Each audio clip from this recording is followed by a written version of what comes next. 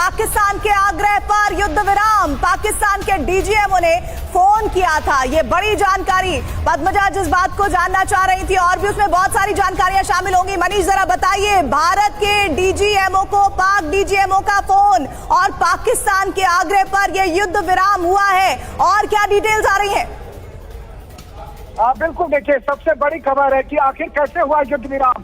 तो युद्ध विराम ये हुआ कि आज दोपहर में पाकिस्तान के डीजीएमओ की तरफ से फोन किया गया, आग्रह किया गया कि सीज फायर करते हैं और उसके बाद फिर सीज फायर पर सहमति बनी और इसके बाद ये भी तय हुआ कि इसके अलावा भारत और पाकिस्तान के बीच किसी और मुद्दे पर बातचीत नहीं होगी।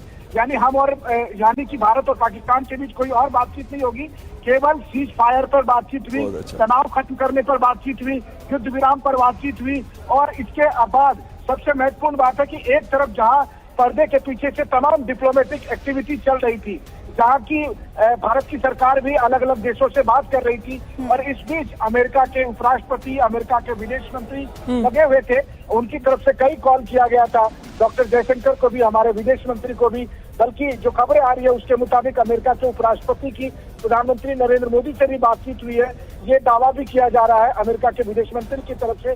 और दूसरी तरफ अमेरिका के विदेश मंत्री ने पाकिस्तान के प्रधानमंत्री से बातचीत की, पाकिस्तान के आर्मी चीफ से बातचीत की। कुल मिलाकर वो माहौल बन गया था। और इस बीच पाकिस्तान के डीजीएमओ ने जब आग्रह किया तो भारत के डीजीएमओ ने फिर युद्ध विराम करने पर सहमति दे दी।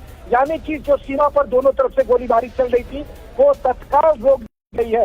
और अभी कुछ देर से जो गोलीबारी नहीं चल रही है उसका कारण यही है कि दोनों पक्षों में ये सहमति बन गई कि अब सीमा पर गोलीबारी नहीं चलेगी, पाकिस्तान को ये ड्रोन और नहीं भेजेगा।